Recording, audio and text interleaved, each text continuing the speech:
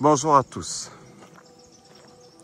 Continuons les visites de cette caserne ici, abandonnée, où je viens de rencontrer un autre urbexeur.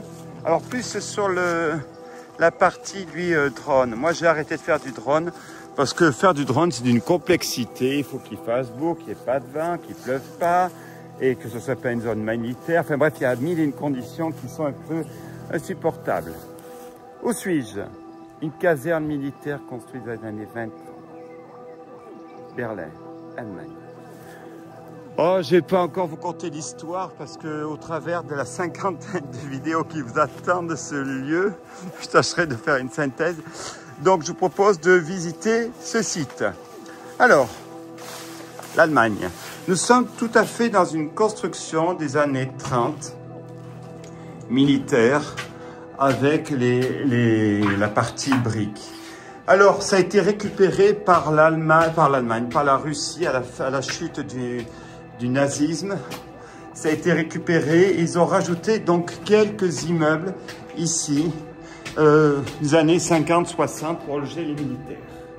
Alors, avant toute chose, pensez à vous abonner sur ma chaîne Urbex-Itema, sur YouTube, Instagram abandonnette.urbex.world, la petite cloche. Pensez à activer la petite cloche pour être informé de mes prochaines explorations.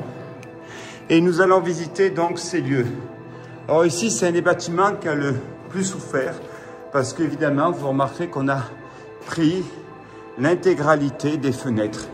Ici, il a été dépecé de manière, on va dire, honteuse.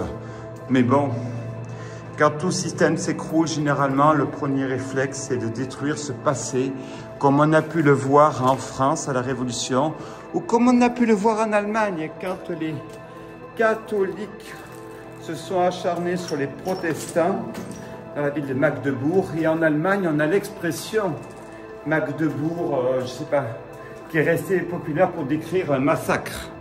Alors, nous, on va visiter cette caserne. On va aller faire tout de suite la partie production d'énergie, tant qu'il fait beau. Parce qu'effectivement, entre une averse, il faut mettre les KOE. Enfin, grosso modo, il y a 4 saisons différentes par jour dans cette région de Berlin. On y va au travers de graphes qui sont certains sublimes. On va continuer cette exploration. Alors, je ne sais pas si je vous l'ai dit, pensez à vous abonner sur ma chaîne Urbex-Itema.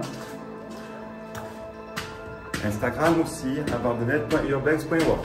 Allez, on continue notre exploration de ce petit bâtiment sans prétention, parce que vous allez en avoir comme on dit, du très très lourd.